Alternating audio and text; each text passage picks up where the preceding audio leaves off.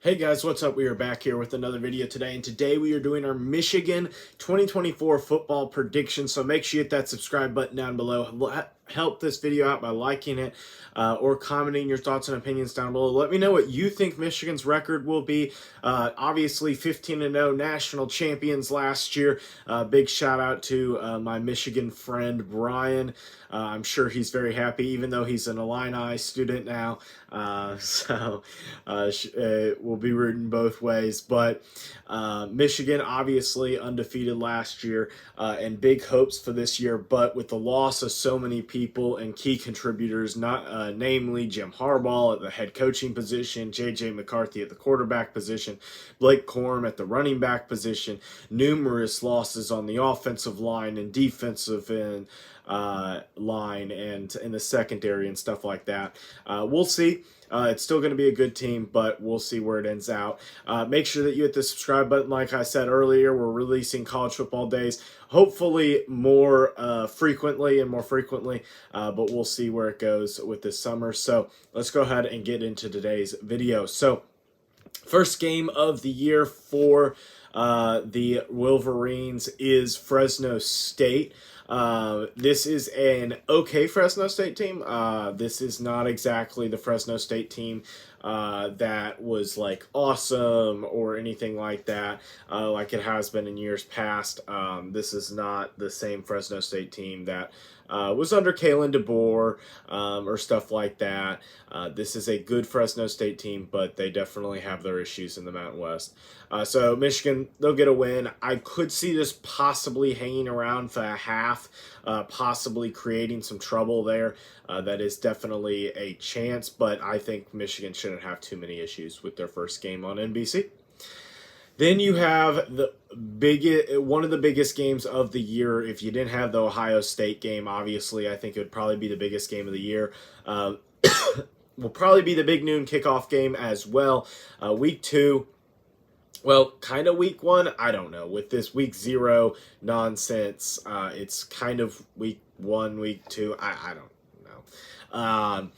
So you're playing Texas. Texas obviously brings back all the pieces that Michigan doesn't. They bring back a quarterback. They bring back a head coach. They don't bring back a running back, but they do have C.J. Baxter there. They don't bring back much of a wide receiver core, but they do bring in the transfers like Isaiah Bond, Matthew Golden, and Silas Bowden, and Ryan Wingo for that matter. This is a solid wide receiver core, especially Bond. I think that will be helpful, but at the end of the day, when I'm looking at this roster and I'm comparing it to Michigan's, I think defensively may be better. I think defensively Michigan is still going to be a superb team, probably a top 5 defense in my opinion in college football. It could be worse than that. I'm not 100% sure how the contributors on that defensive end, replacement-wise, will stand up to the pieces that they lost after last season. Excuse me. But overall, I think you're still looking at a good defensive line in the secondary. Should be pretty good overall for Michigan. But I think that the difference in this game at the end of the day is Michigan lost a lot of offensive line pieces. There's no doubt about it. And I think that when it comes down to it, you're looking at a Michigan team that this game's in the big house. Yes, Michigan has the home field advantage. But every other advantage goes in Texas's favor. I'm going to have to pick the Longhorns to win this game. Then heading on to week number 3 for Michigan. This is a little bit easier of a matchup. Arkansas State. Butch Jones, former Tennessee head coach and Cincinnati head coach. The head coach now at Arkansas State. You'll get a win here. Arkansas State's trash. They're terrible. Yeah, they were bad. I think they lost 73-0 last year against Oklahoma, if I remember correctly. I think it was 73-0. Yeah, this is bad. Then you got USC, and I'm kind of, in my opinion, I think a lot of people are underrating this matchup. I really like Max Miller. I don't like USC, don't get me wrong. But I like this USC team a lot more than I like last year's USC team, and here's the reason why. Lincoln Riley is now a little bit underrated, going to fly a little bit under the radar in his air raid system and in and all that. I just think that it favors Lincoln Riley a little bit more, the position that he's in now compared to what he was in before. I just think that they're in a better position, honestly. So I'm going to give the win to Michigan, but by no means is this an automatic win for Michigan. I think if this game was at USC, and it's not that USC is a home field, hiccups. USC has some sort of home field advantage or anything like that, but Michigan definitely does at the Big House. Though this, I think, is a scheduled 3:30 time slot, so it's not going to be like a night game or anything like that on a 3:30 CBS time slot, so you'll be okay. But I think you get the win, but don't be surprised if this game's really close.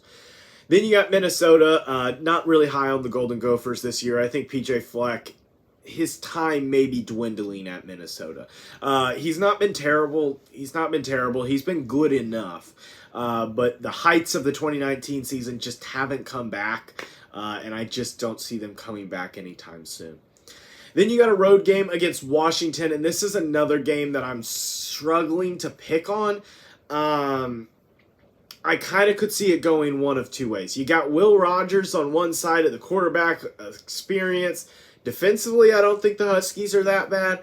I think that the Huskies lost just as much as the Wolverines lost. Both teams obviously in the title game last year. It's a rematch.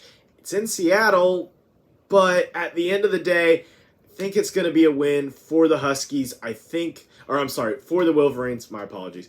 I think that Michigan does get the win, but I think it's more due to the fact that I like their style of play and I trust Sharon more being at Michigan already than I do Jed Fish coming into Washington and changing around a few things and stuff like that. Because he does have to change around some things with all the pieces that were left after Kalen DeBoer's exit. Then you got a bye week, and then you got a road game against the Fighting Illini. By no means is this an automatic win. It's not. Brett Bielema almost beat Illinois a couple of years ago in the Big House, and by no means do I think it's an automatic win. I just don't. I think that at the end of the day, Michigan does get the win, but I think that this is going to be a difficult matchup. It's probably going to be sold out in Champaign. It's probably going to be a good game. It's probably going to be a lot closer than most people think. And if it wasn't a bye week in front of this, I may even be tempted to pick the Illini. This is not a terrible Illini team. They do have struggles at quarterback. They do have struggles at the wide receiver and skill position. But overall, this isn't a bad Illini team. Then you got a home game against Michigan State. It's your rival. They do bring in a new head coach. I do like Jonathan Smith. I do like Aiden Childs at quarterback. I think that this Michigan State team will be improved, but it's still a bad roster overall. Sharon Moore, I think, is a good enough head coach that he's not going to have issues. I think they do get the win there. Then you have a home game against Oregon. If this game was out of Oregon, 100% I'm giving this game to Oregon.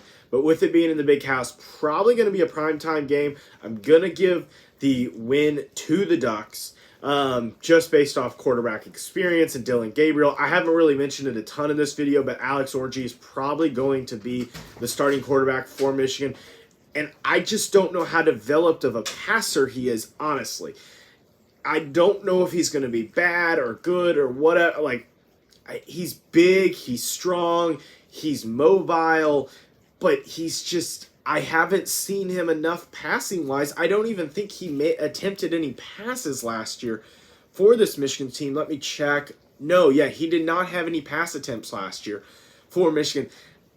He had 15 rushes for a combined 86 yards, so 5.7 yards a attempt.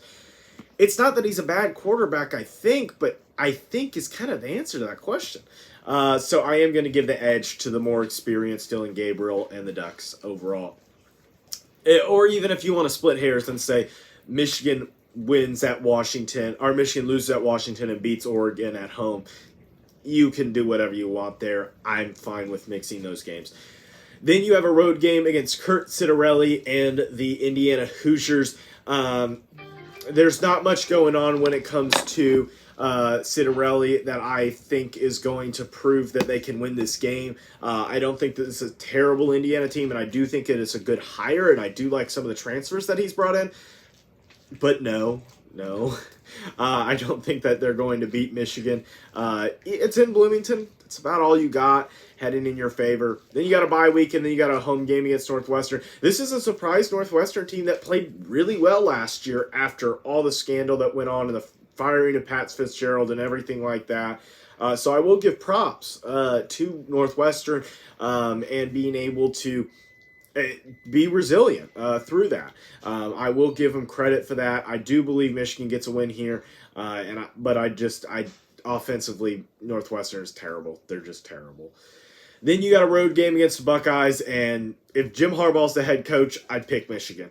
Just because at the same rule that I had with Jim Harbaugh and beating Ohio State, he had to prove it, and before I picked him, it's the same rule that I have with Ryan Day, but with Jim Harbaugh gone, I don't know if Sharon Moore is exactly. I get Sharon Moore was the coach last year during the game and stuff, but that's just, it's different. It's completely different. It's not the same thing, and I think every Michigan fan would probably realistically agree with me that it's just not the same thing. I got a loss here in Columbus. I think that Michigan probably finishes with a 9-3 record. I think they have a ceiling of 11-1. I don't think they finish 12-0. I just don't see it with the roster and with Texas in week 2 or week 1. And Ohio State and stuff like that. I think the floor is about 8-4. I think you could add another loss there at Washington, at Illinois, or somewhere along those lines. So that's where I feel for the Wolverines right now. So hit the 2 videos down below. Will be a playlist and will be a suggested video by YouTube. And hit the subscribe button up here. And as always, have a great day. Bye, guys.